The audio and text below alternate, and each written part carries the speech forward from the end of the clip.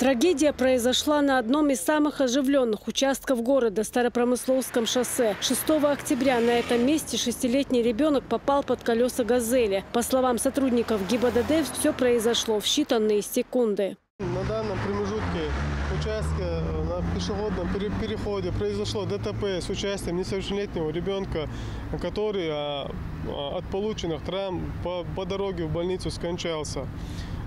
По данному факту ведется проверка. «Газель», которая сбила ребенка, изъята следователями на время проведения необходимых экспертиз. Водитель автотранспортного средства находится под подпиской о невыезде. Данный несовершеннолетний ребенок выбежал на красный свет светофора пешеходом, когда горел зеленый свет автомобилем. И его, так как он выскочил из-за автобуса, его сбила автомашина «Газель».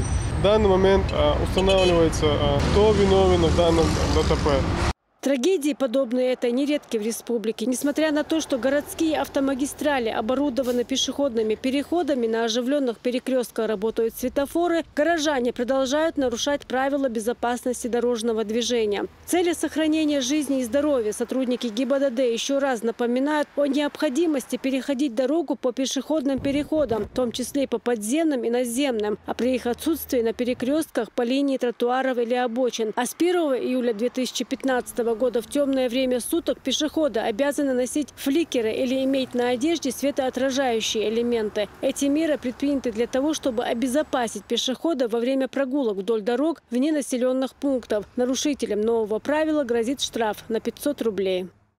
Самое распространенное нарушение правил дорожного движения пешеходами – это переход в неположенном месте. Никакие штрафы и предупреждения в этом случае не помогают. Если же остановить такого нарушителя, в лучшем случае он пообещает больше так не делать, в худшем проигнорирует вас. По нашим подсчетам, за время съемок этого материала правила дорожного движения нарушили 20 человек. К счастью, никто из них не пострадал. Управление ГИБДД настойчиво рекомендует пешеходам не нарушать установленные правила, а также не пускать детей без присмотра взрослых на оживленные улицы.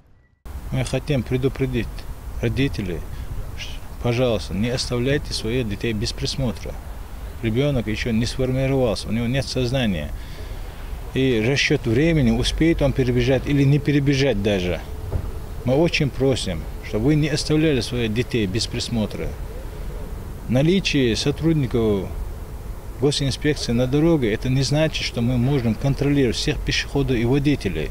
Что касается гибели 6-летнего ребенка, то следователям еще предстоит установить степень вины водителя и пешехода. В случае, если владелец авто будет признан виновным, он понесет наказание в соответствии с законом. Луиза Андиева, Муслим Типаев. Новости.